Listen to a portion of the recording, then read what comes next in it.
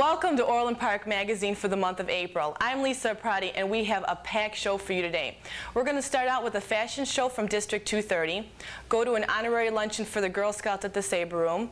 We have a message from our general manager here at Jones Intercable, the Star newspaper and Jones Intercable's pilot version of a local newscast focusing on the south suburbs, and finally we have Builder Gallagher and Henry's proposal to add over 6,000 new units for Orland Park and Palos Park's western borders. So stay tuned for Orland Park Magazine.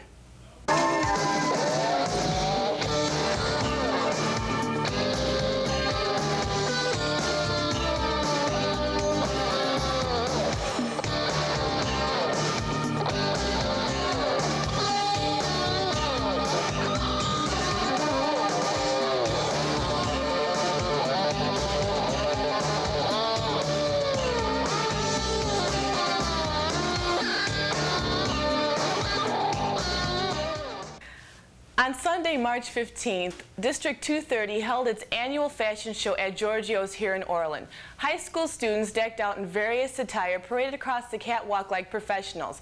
Our cameras were at the show, and we caught a few highlights of what was once again a successful School District 230 event.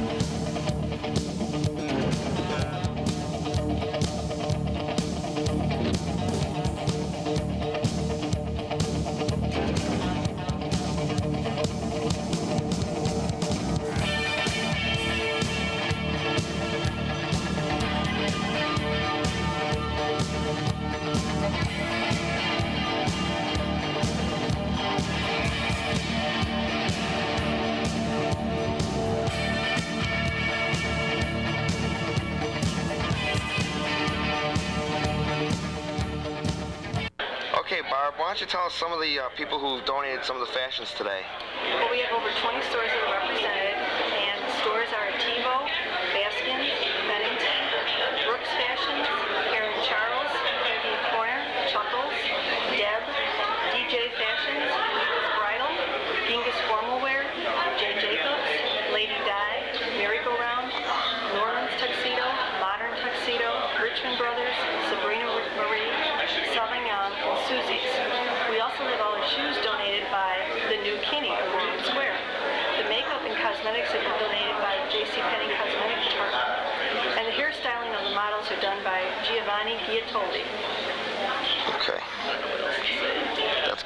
Thanks. There is like Area Girl Scouts recently held their special luncheon and presentation at the Sabre Room on March 8th. The event capped off their annual cookie sales escapade, which ran from early February to mid-March. So let's see who was honored at the Girl Scout Sabre Room luncheon.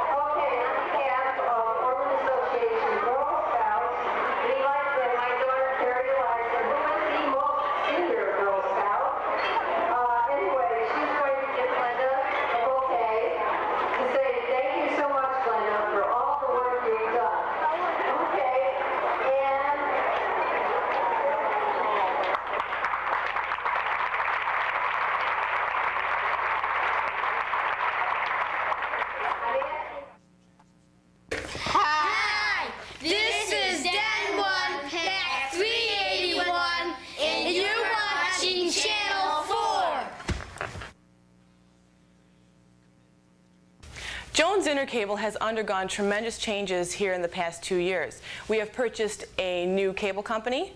We have expanded services and added more and more subscribers. Our general manager, Rusty Robertson, and marketing manager, Pat Keenan, will talk to you. Hopefully they will shed some light on our new changes here at Jones Intercable.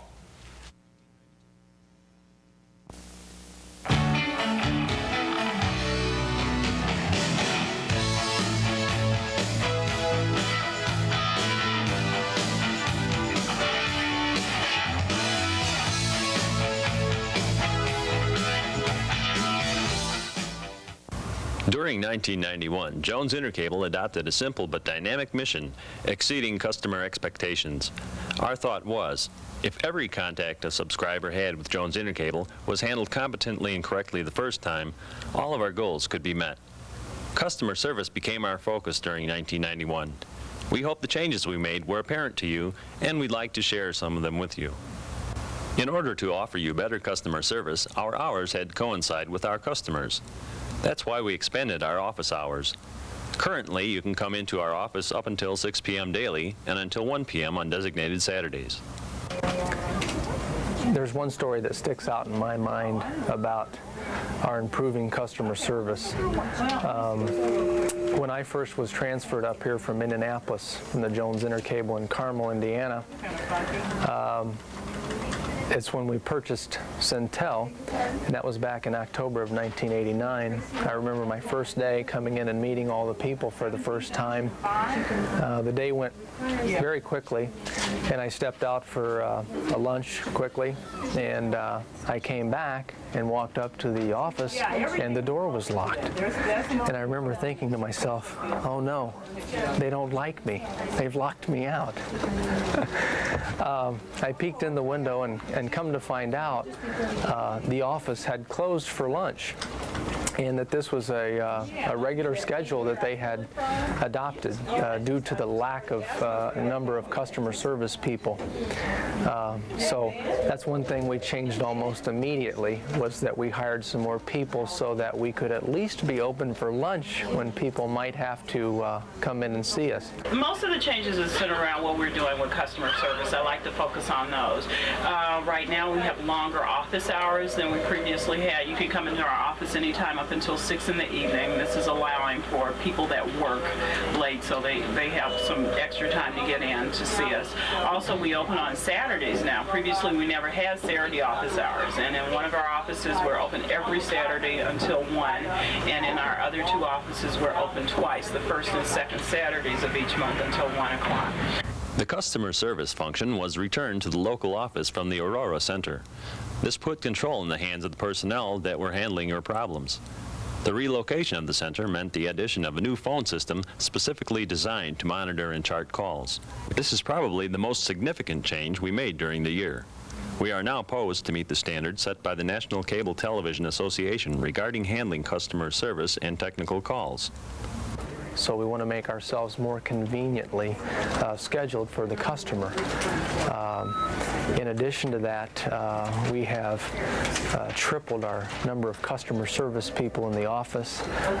We're doing Saturday service, Saturday installations, and we've just made significant improvements in our availability to our customers. And we're very proud of that. Also, as far as our staff is concerned, we've increased our staff for that same reason, so we can meet our customers' needs as they come up. So we have extra people in the offices now. They answer calls here up until 9 each night, and then the calls go to an answering service after that, so you have 24-hour access to our service at all times. Taking calls in our office meant hiring additional personnel to handle the call volume. We have hired and trained more than 10 new customer service and technical personnel since April. To our credit, we were also able to hire experienced personnel from Jones offices nationwide who wanted to relocate to the Chicago area. The combination of new and experienced customer contact personnel means better service for you. You know, we live and work and in our communities that we service, and it's very much like a family atmosphere here. We always have a open door communication policy, and I think by having that between the line and staff associates integrated with the management and supervisory group, we hear what customers have to say firsthand from our people, and that really drives the changes that we make in regards to customer service. It's what our associates tell us, they hear from our customers. Itemized bills were introduced to our subscribers beginning January 1st. A customer can now see a breakdown of his total monthly billing for all services, including prorated installation charges. Already this change has drawn positive response from our subscribers and lessened the number of calls into our office. Another thing that we did this year, just in January of this year, is we initiated itemized billing statements. A lot of times we had calls coming into the office that probably if the bills had been itemized, the customers could have figured out things for themselves. So we're real pleased with that, and we introduced that in January. The first month that we did it, we generated a lot of calls because people weren't used to it. So after that, now I think it's cut down on a lot of the calls, and it's made the people who really need to get into us, it's made it a lot easier for them. Programming also received much of our attention during '91. Among the changes we made were returning the USA Network back to our lineup and adding Bravo Cable Network to our basic lineup of services. Bravo, which offers the best in cultural entertainment, previously was a pay service. After its successful debut in '91, the Chicagoland Channel Guide remains one of our best sources of getting information out to all subscribers. During '91, we were able to publicize all our system changes, plus many contests and community activities. For '92, we have expanded the guide with 12-hour formatted grids, weekly programming highlights, and an expanded sports section. We continue to recognize the value of this guide, and it is provided free of charge to all basic subscribers. One thing I think is really good for us is our cable guide. And a lot of cable systems that customers have, they would have to pay additional money for this guide. But for us, we figure that it has a value as a communications tool. So in that vein, we try to give it free to all our subscribers. So that way we can use it to communicate different things that we need our subscribers to know without worrying about additional costs for us. We're making it real simple for them. We have messages from our general manager. We initiated a column this year where if a customer had a problem and they needed to address it, we were willing to print it in our guide and let everyone see the answer to it. So that way, one person might have a question, but there might be a lot of people out there with that same question, so they can share. This way they can share information. Kind of getting the customer's point of view then. That's right, trying to hear what they like. We do things like coupons for Home Shopping Network. We have different things like that. We also do different trivia contests and contests about movies or other services so our subscribers can participate, and they can win different items too. I think we've had a lot of fun with those kinds of things this year too. Totally, we have over 42,000 cable subscribers in our area, and that would include 4 offices, one in LaGrange Park, one in Orland Park, the one here in Matheson, and also the one in Park Forest on North Street. One of the future improvements and enhancements I think that's very exciting is that our customer service facility will soon have, within the next 30 to 60 days, an automatic response unit. Subscribers calling Jones Intercable will be able to access an automated phone system that will allow them to do things like inquire about their account balance, change appointment schedules that they had previously made, find out general information about office hours and office locations. The nice thing about our ARU unit, as we call it, right up front, it will give the subscriber the option of talking to a customer service person in person or using the automated function. We're not going to make our customers jump through hoops to try to alleviate them from talking to live people. So right up front, you'll have the decision to use the automated features of the ARU or talk to a customer service representative. It's just a way of, in today's busy schedule, letting our subscribers choose to use the automatic features of the ARU rather than talk to a customer service rep if they so choose. We have tried to give you an overview of the many changes we made in our systems during '91.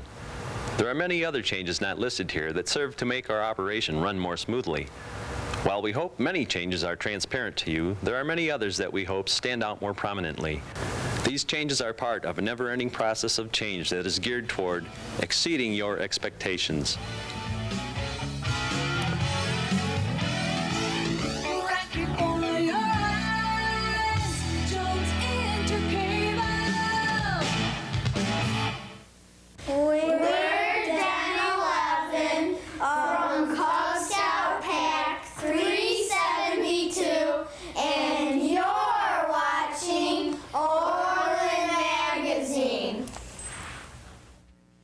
Next, The Star newspaper and Jones Intercable shot a pilot version of a local newscast focusing on the south suburbs. Star's managing editor Frank Shufton put together 2 local stories of importance: Chicagoland's 3rd regional airport and Governor State University's financial woes.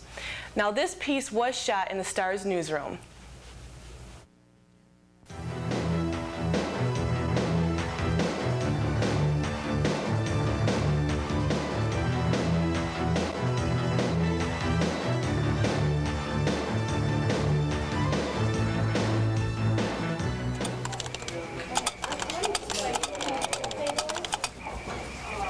Hello, I'm Frank Shufton, Managing Editor of The Star, and welcome to Star News Bites, a weekly feature highlighting key stories in the South Suburban area.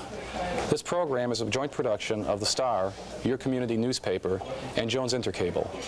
This week we'll be focusing on 2 top stories in the area: the 3rd Regional Airport and the financial challenges facing Governor State University. But first, the airport. The Bi-State Committee charged with airport siting has issued its verdict. A narrow victory for Lake Calumet, but debate on the issue continues. With us now is Don Goff, chairman of the 3rd Airport Alliance, an organization that has worked hard the past several years on behalf of Greengrass Airport sites. Don, thanks for joining us. Happy to be here. What about the Lake Calumet decision now? Where does it leave the 3rd Airport Alliance, and what will your strategies be? Well, we feel the movement will now go towards the legislature and in Congress. At both levels, we're going to have to stand up and fight for the things that we think should be considered in the process. Namely, consider an alternative site so that we have a backup site ready to step in when Lake Calumet fails, as we feel it will. And at a congressional level, we have to be sure that the environmental laws aren't tried to do an end run, shall we say, around some of the existing laws. What are the great negatives that persist with the Lake Calumet site? Where do its greatest weaknesses remain? Well, there might say 3. First of all, the environmental impacts of both the toxic waste as well as the endangered species. The financial feasibility is still an issue that hasn't been fully disclosed. And lastly is a people issue. As much as everyone seems to ignore it, I think the more and more we hear of the mass of people out there objecting, the governor and the mayor will start to listen. What kind of political pressure can be brought to the legislature at this point, with the governor seemingly on board for Lake Calumet? Well, we're working hard with the legislative body, all the legislators, both from the northwest, west, and southwest suburbs, trying to build an alliance so that we can block this thing without some built-in protection. And what will be your strategies in the legislature once you get to the debate stage? Well, 2 things. One, of course, to withhold funding until, an alternative site is looked at, or we're sure it will be looked at. And secondly, we want representation. 40% of this airport is in suburban area, and we feel that in that case we should have at least 40% of the planning committee or the authority. Well, Don, obviously it's going to be an active debate. We wish you luck, and thank you for joining us. Thank you. It's no secret that times are tough all over, and they're tough for our colleges and universities throughout Illinois as well. Joining us now is John Ostenberg, Director of Community Relations at Governor State University. John, thanks for coming on Star News Bites. Glad to be here. John, how were those remarks by Board of Higher Education Chairman Arthur Curran received by the people at Governor State? Well, I think at GSU we've been basically planning for the same things that he talked about. We've known for quite a while that our funding was decreasing, and we've been looking at ways that we can in fact put more of the money into the academic area, and that's what he was talking about, and that's our highest priority. It's very tight, obviously, because it's going to mean considerable cutting of personnel and budget line items in a lot of other areas, and we're even going to have to look at academic programs, but our highest priority is going to be to preserve the academic offerings.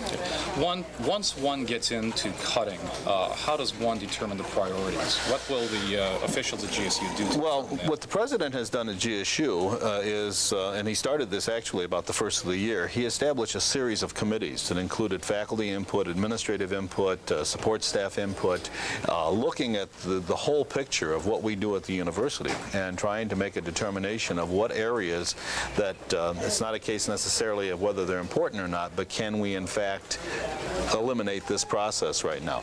It's hard to do with academic programs because we have to go through a whole process of convincing the state that we no longer should offer a particular major. But certainly with the other areas, it's a presidential decision in the final analysis. And I think President Goodman-Malamuth will make that decision before he leaves office. So some tough decisions to be made, and we'll await. They're in the process of being made right now. And very we'll wait tough to see what they are. Right. John, thanks for coming on. We appreciate it. Okay, thank you, Frank. Thank you for joining us on Star News Bites. Please join us again next Thursday and Friday at the same time.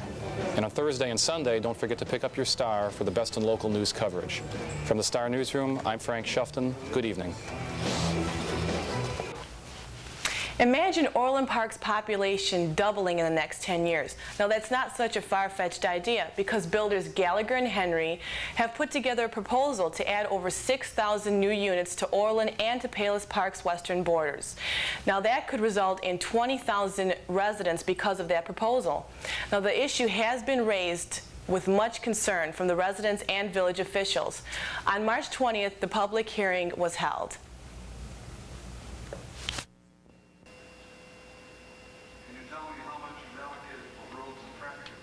On March 20th, hundreds of residents from Orland Park, Palos Park, and nearby surrounding areas showed up to find out whether or not the Gallagher and Henry proposal for multiple family dwellings would soon become a reality.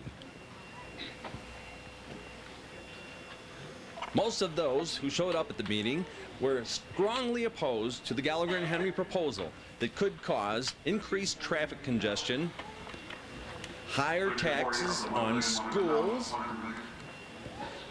and general confusion in an area that is already becoming severely overpopulated. How much of that $1.1 billion is allocated to schools? Hello, we're here from the Palos Orland Conservation Committee. We are against the proposed billion-dollar Gallagher and Henry developments in Orland and Palos Township. The largest development, Spring Creek, which is under appeal to the Cook County Board of Appeals, concerns 1,500 acres along Wolf Road. This is like a cancer. Once it starts to spread, it's going to continue with other properties Gallagher and Henry own and other developers that are watching very closely. The next hearing is very important. It's April 16th, Thursday at 3 p.m. at the Orland Civic Center. We are having a strategy meeting at Carl Sandburg High School at 8 p.m. next Thursday, April 9th, to discuss ideas and planning to prepare for this hearing. The real issue, I think, is why did you choose to live in either Palos or Orland Park? And I think on the top of that list would be the ambience, the safety, the fact that the schools are good in this area. They're tops in this area. The impact of this development will make the worst impact on the schools and on the education of your children. Right now, taxes have trebled in the past decade because of growth in the area. And if you have children in schools, you know that they are overcrowded, that a referendum failed because the real estate taxes pick up about 90% of what it costs to educate your child. So with this development, you look to increase costs of all public services. From experience, I know that when a conceptual plan is approved by the county board, then there may be a few small compromises, but the whole development goes through. It's like a carte blanche, just giving Gallagher and Henry a blank check and they can fill in all the zeros and then leave. Mm-hmm. Good point. Thanks for watching Orland Park Magazine. I'm Lisa Prati, and we'll see you next month.